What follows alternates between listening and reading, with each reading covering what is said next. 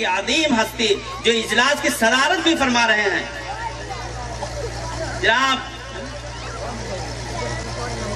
جناب حضرت قاری زبیر احمد صاحب دامت برکاتہم العالیہ. آپ کو معلوم ہے کہ حضرت ابھی پروگرام اس سے پہلے بھی کر کے آ رہے ہیں، کافی تکان ہے. میں حضرت سے انتہائی ادب احترام کے ساتھ دعوت سخن دے رہا ہوں کہ حضرت اپنے فیوز و برکات سے ہم سامعین کو محظوظ فرمائیں. الحمدللہ نحمده ونستعینه ونستغفره ونؤمن به ونتوکل علیہ ونعوذ باللہ من شرور انفسنا ومن سیئات اعمالنا من يهده الله فلا مضل له ومن يضلله فلا هادي له ونشهد أن لا إله إلا الله وحده لا شريك له ونشهد أن سيدنا وحبيبنا وشفيعنا ومولانا محمدا عبده ورسوله وصلى الله تعالى عليه وعلى جميع الأنبياء والمرسلين وعلى آله وأصحابه والتابعين. أما بعد فأعوذ بالله من الشيطان الرجيم. بسم الله الرحمن الرحيم. اليوم أكملت لكم دينكم وأتممت عليكم نعمتي ورضيت لكم الإسلام دينا. میرے محترم بزرگوں اور دوستوں اور میری محترم ماؤں اور بہنوں اور قابل صد احترام علماء اکرام، حفاظ اکرام،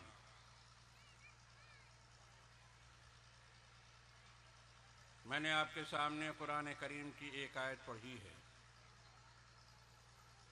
بندے کو اللہ پاک نے اس آیت کے اندر ہدایت دی ہے کہ جو میرے محبوب کے امتی ہیں، سرور کائنات صلی اللہ علیہ وآلہ وسلم کے نقش قدم پر چلنے کا دعویٰ کرتے ہیں اور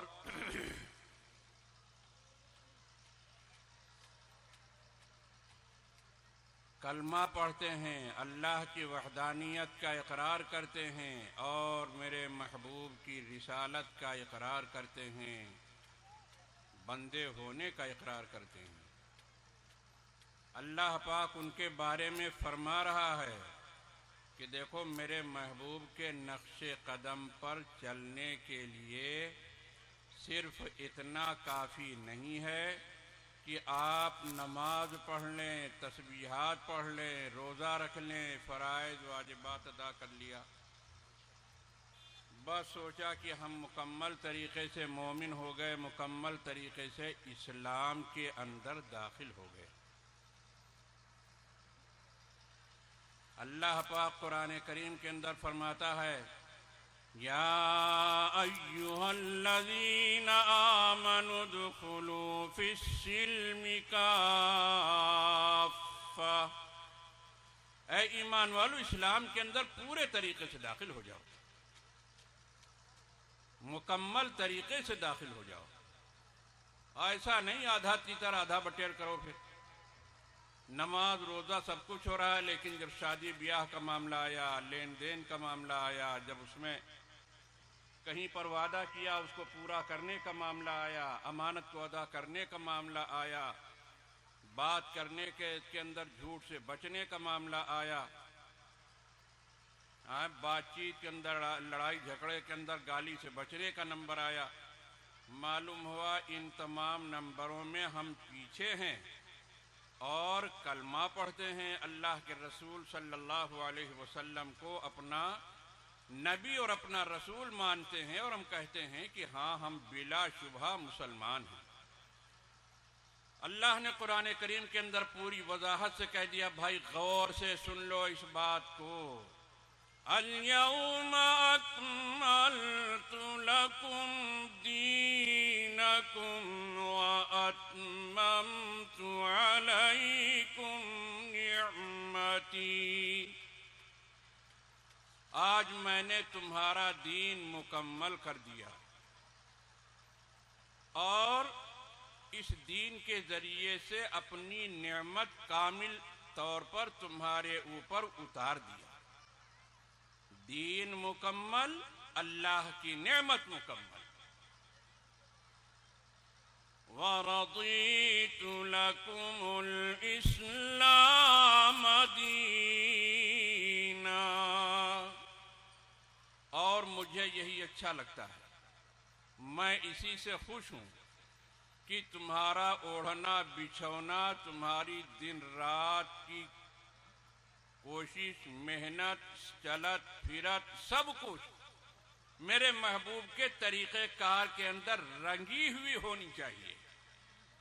ہاں، مجھے یہی اچھا لگتا ہے، میں اسی سے خوش ہوں کہ تمہارا اوڑھنا بچھونا میرے محبوب کا طریقہ کار ہو.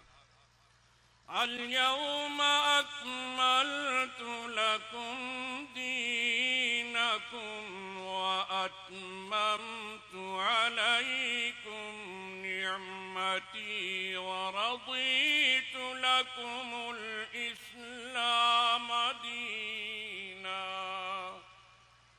اللہ نے بندے کو بتا دیا، امتیوں کو بتا دیا، اعلان کر دیا تمہارا ایمان، تمہارا اسلام کب معتبر ہو.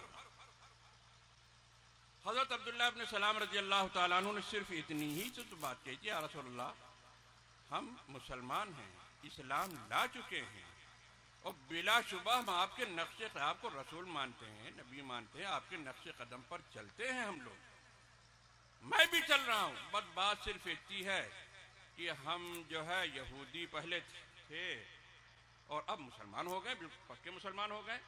بات صرف اتنی سی ہے کہ جمعے کے دن کی تو تعظیم کرتے ہی ہیں یا رسول اللہ صلی اللہ علیہ وسلم. آپ اجازت دے دیجئے کہ سنیچر کے دن کی تعظیم جو ہمارے یہودیوں کیا ہوتی ہے اس کی بھی ہم تعظیم کیا کریں.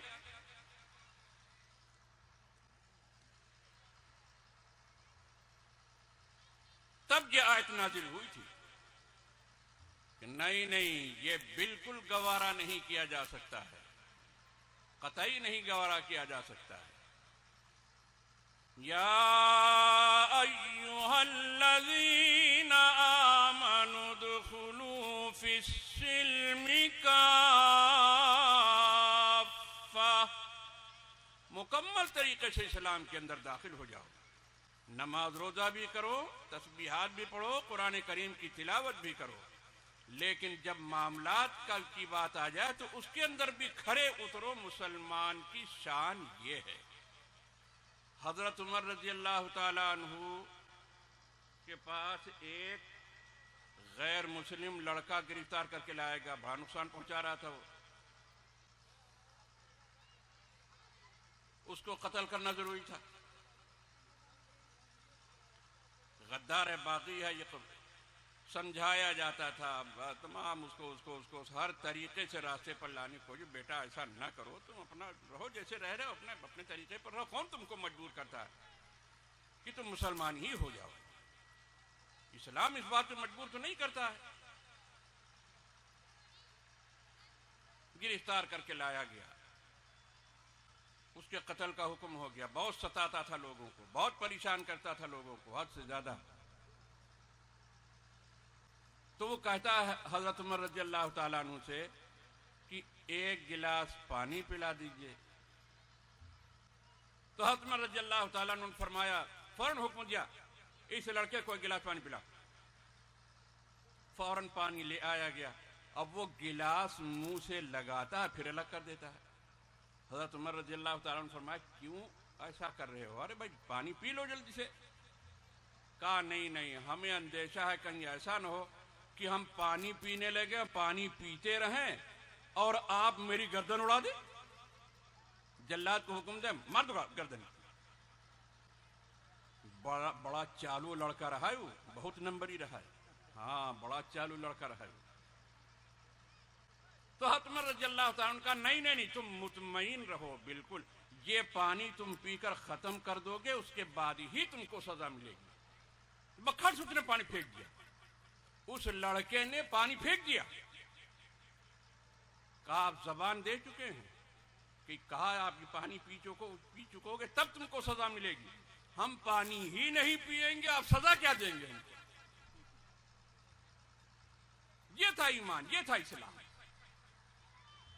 یا ایھا الذین آمنوا ادخلوا فی السلم کافہ، پوری طریقے سے اسلام کے اندر داخل ہو جاؤ۔ وَلَا تَتَّبِعُوا خُطُوَاتِ الشَّيْطَانِ، شیطان کے پیچھے پیچھے نہ چلو، إِنَّهُ لَكُمْ عَدُوٌّ مُبِينٌ،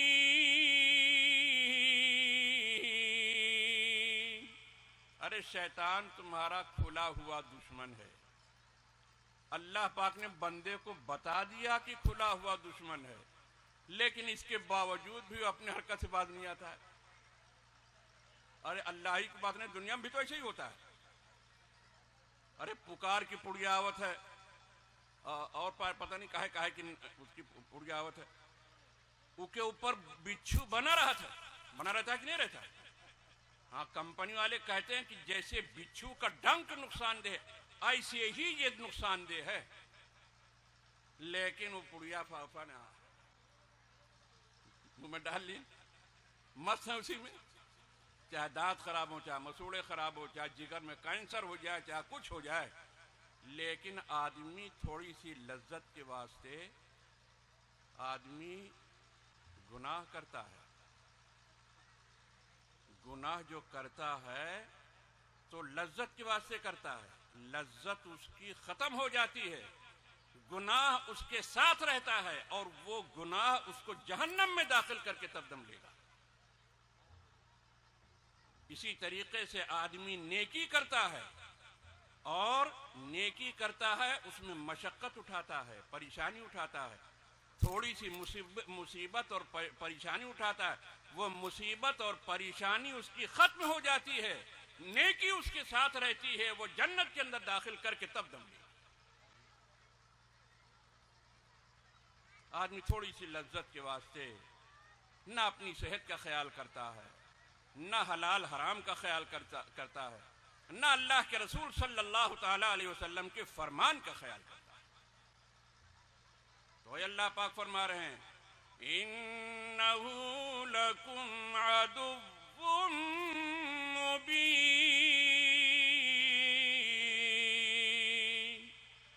شیطان تمہارا کھلا ہوا دشمن ہے۔ تمہارے دادا جان کو جنت سے نکال دیا اور دنیا کے اندر پھینک دیا، دنیا کے اندر اتروا دیا اس نے، پھر بھی تم اس کے نقش قدم پر چلے جا رہے ہو، اسی کے نقش قدم پر چلے جا رہے ہو۔ وہ جنت میں نہیں داخل ہونے دے گا، تمہاری ہی وجہ سے تو جنت سے نکالا گیا تھا۔ وہ کہتا بنی آدم کو ہم جنت میں جانے نہیں دیں گے، جہنم میں بھیجیں گے۔ تو میرے محترم دوستو، بہت سے مقامات ایسے ہوتے ہیں کہ آدمی وہاں پر اپنے مذہب کو، اپنے طریقے کو، اپنے محبوب صلی اللہ علیہ وسلم کے طریقے کو وہاں پر وہ بھول جاتا ہے۔ اسی کو اللہ کے رسول صلی اللہ علیہ وسلم نے ارشاد فرمایا، اربع من کن فیہ کان منافقا خالصا، چار باتیں جس کے اندر پائی جائیں گی پکا منافق۔ منافق کا معاملہ کافر سے بھی بدتر ہوتا ہے۔ ان المنافقین فی الدرک الاسفل من النار، سب سے نچلے کافروں والے طبقے سے، درجے سے نیچے منافقین کو رکھا جائے گا، سب سے نیچے رہیں گے۔ منافق کہتے ہیں کس کو ہیں؟ دل کے اندر تو کفر ہے، شرک ہے، اور زبان کے اوپر کلمہ. اللہ کے رسول صلی اللہ علیہ وسلم کے زمانے میں اس قسم کے لوگ جاسوسی کا کام کرتے تھے. یہودی تھے، یہودی. اللہ کے رسول صلی اللہ علیہ وسلم کو مجلس میں آتے تھے، نماز میں آتے تھے، جماعت میں آتے تھے، جہاد میں بھی چلے جاتے تھے، ایسی بات نہیں ہے، لیکن وہ صرف مسلمانوں کو نقصان پہنچانے کی نیت سے ایسا کرتے تھے، اسلام کی جڑ کاٹنے کی نیت سے ایسا کرتے تھے. جیسے اس زمانے میں ہو رہا ویسے وہ بھی کرتے تھے. اللہ کے رسول صلی اللہ علیہ وسلم جانتے تھے، لیکن مصلحتاً ان کو کچھ کہہ نہیں سکتے تھے، سزا نہیں دے سکتے کہ دنیا تو سمجھتی ہے کہ یہ مسلمان ہے، ابھی ان کو سزا دیں گے تو کہیں گے محمد صاحب اپنے ہی ساتھیوں پر ہاتھ صاف کرنا شروع کر دیا انہوں نے. تو میرے محترم دوستو، اللہ کے رسول صلی اللہ تعالی علیہ وسلم نے نام نہیں بتایا تھا، پہچان نہیں بتایا تھا، لیکن علامتیں بتا دی تھی کہ یہ 4 علامتیں جس کے اندر پائی جائیں گی وہ پکا منافق ہوگا. صرف اچھی طرح سمجھ لے اسے. وہ 4 علامتیں کون کون سی؟ اذا اؤتمن خان، جب امانت رکھی جائے تو امانت کے اندر وہ خیانت کرے. زیور رکھ کے کوئی غریب پیسہ لے گیا، کھیت رکھ کے کوئی غریب پیسہ لے گیا، کوئی امانت پوچھا، کوئی چیز بھی امانت رکھ کے چلا گیا، پیسہ لیا چاہے نہیں لیا. چچا یہ ہم نے رکھ لے، ہمارے کچا گھر ہے، پھوس ہے، چوری ہوئی جی آپ اپنے پاس رکھے رہو، جو ضرورت ہے ہم دے، جو ہم لے لیں گے آپ سے. ضرورت پڑی نہ اس کا پیسہ واپس کر رہا ہے، نہ اس کا روپیہ واپس کر رہا ہے، نہ اس کا زیور واپس کر رہا ہے، نہ اس کا کھیت واپس کر رہا ہے. اور خیانت کی کیا شکل ہے؟ جب شادی بیاہ پڑی تو اپنی بیٹی ایک دے دی، اس کے یہی والا زیور رکھا ہے، پہن کے چلی جا. یہ خیانت. امانت والی چیز کو استعمال نہیں کر سکتے. یاد رکھیے خوب اچھی طرح، جو زمین گرو رکھی جات ہے، جو زمین گرو رکھی جات ہے وہ امانت ہوت ہے. اس میں غلہ نہیں بو سکتے، اس زمین کو استعمال نہیں کر سکتے، اس زیور کو استعمال نہیں کر سکتے، وہ روپیہ پیسہ نہیں استعمال کر سکتے. یا جس نے امانت جو رکھا ہے اس سے کہہ دو بھیا تمہارا ہمارے پاس 20,000 روپیہ تم رکھے جاتے، ہم کا ضرورت پڑی ہے تو ہم استعمال کر لیں گے، اور جب تم کو ضرورت پڑے گی تم فوراً واپس کر دیں.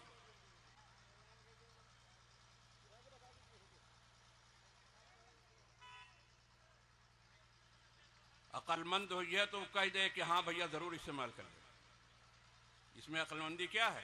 امانت اگر ضائع ہو جائے، ضائع کرنے میں اپنا کوئی اختیار، کوئی لاپرواہی، کوئی اختیار کو کوئی دخل نہ ہو، تو امانت اگر ضائع ہو جائے تو اس کا کوئی تاوان ہی نہیں.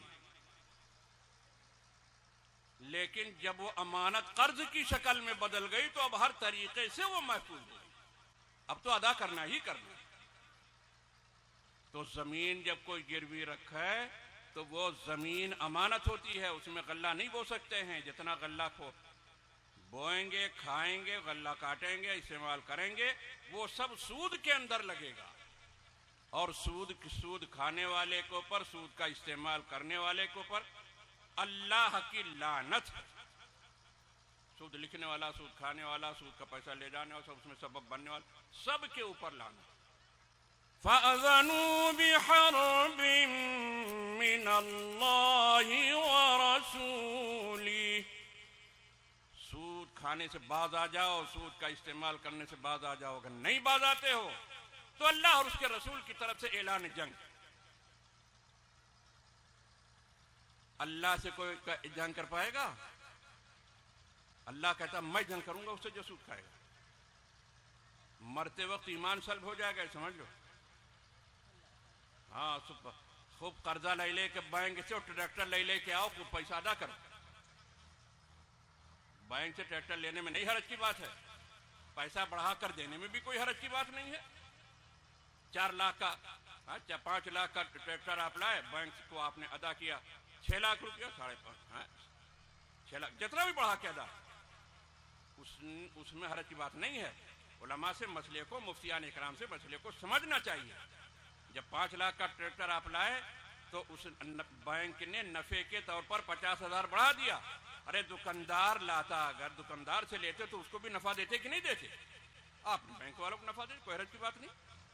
لیکن یہ 5.5 لاکھ جو بڑھا، اب اس کے اوپر نہیں بڑھنا چاہیے. اب 5.5 پر اگر بڑھا آپ نے نہیں قیمت ادا کی تو یہ سب کا سب سود ہو جائے گا. آگے جو قیمت ہوگی وہ سب سود میں لگے گی.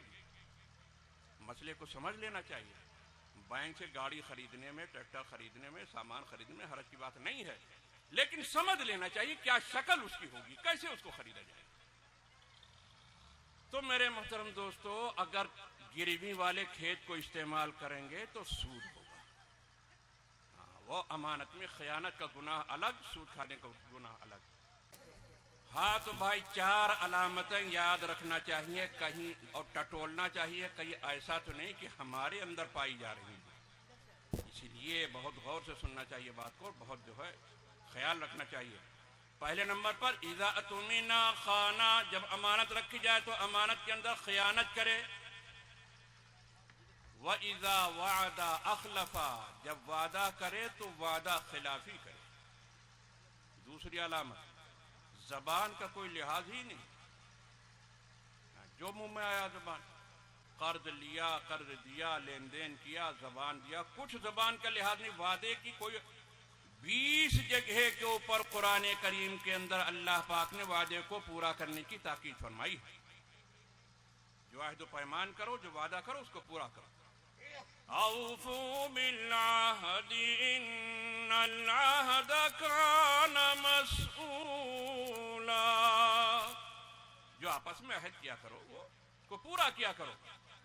یقیناً عہد و پیمان کے بارے میں اللہ پاک قیامت میں سوال کرے گا، گردن پھنس جائے گی، یہ سمجھ لیجیے. وَإِذَا وَعَدَ أَخْلَفَ وَإِذَا حَدَثَ كَذِبَ، جب بات کرے تو جھوٹ بولے. بات کرتا ہے، پتہ نہیں کتنی مرتبہ جھوٹ بولتا ہے. جھوٹی قسمیں تک لوگ کھا لیتے ہیں. اللہ کا نام، اللہ کے نام کا بھی لحاظ نہیں کرتے ہیں، اللہ کے نام کی توہین کر دیتے ہیں. وَإِذَا خَاصَمَ فَجَرَ، اور جب لڑائی جھگڑا کرے تو گالی بکے. گالی بکنا، جھوٹ بولنا، وعدہ خلافی کرنا، خیانت کرنا، 4 علامتیں نفاق کی، منافقت کی اللہ کے رسول صلی اللہ علیہ وسلم نے بیان فرمائی ہیں. اب ہم کو ٹٹول لینا چاہیے کہ ایسا تو نہیں کہیں چاروں ہمارے اندر پائی جاتی ہوں. نہیں بچاؤ ہے، نہیں بچ پائیں گے. اس کا مطلب یہ تو بہرحال نہیں ہے کہ کافر نہیں ہوں گے. منافق کافر ہوتا ہے نا، کافر نہیں ہوگا وہ. لیکن اللہ کے رسول صلی اللہ علیہ وسلم نے کے فرمان کا مطلب یہ ہے کہ یہ 4 علامتیں منافقت کی ہیں، مومن کے اندر نہیں پائی جانی چاہیے. اگر میرے کسی امتی کے اندر پائی جاتی ہے تو اس کو جلد سے جلد توبہ کر کے ان علامتوں سے، ان صفتوں سے، ان عادتوں سے اس کو چھٹکارا حاصل کرنا چاہیے. اور اگر کہیں ان چیزوں کو حلال سمجھتا ہے، جھوٹ بولنا وغیرہ وغیرہ، خیانت کرنا، تب تو پھر گیا کام سے، تب تو بلا شبہ کافر ہو گیا، تب تو بلا شبہ کافر ہو گیا. اللہ ہم سب کی حفاظت فرمائے. ہم لوگوں کے اندر سب علامتیں پائی جاتی ہیں، آپ غور کیجئے ذرا سا. اللہ ہم سب کی حفاظت فرمائے، ہم سب کو ایمان کامل نصیب فرمائے، اور اپنے حبیب صلی اللہ تعالی علیہ وسلم کی سنت کے مطابق زندگی گزارنے کی توفیق عطا فرمائے. اور محنت کرنے والوں کو اور مفتی اسلم کو اللہ پاک جزائے خیر عطا فرمائے. اتنی بڑی مجلس محفل قائم کیا، اتنے ماشاءاللہ خوب محنت کر کے انہوں نے اکٹھا کیا ہے لوگوں کو. دین کی باتیں سننا سنانا کتنی بڑی عبادت ہے. اللہ ہم سب کے لیے اس مجلس کو، اس اجلاس کو ہدایت کا ذریعہ بنا دے. تمام قوم، تمام علاقے والوں کے لیے ہدایت کا ذریعہ بنا دے. وآخر دعوانا ان الحمدللہ رب العالمین.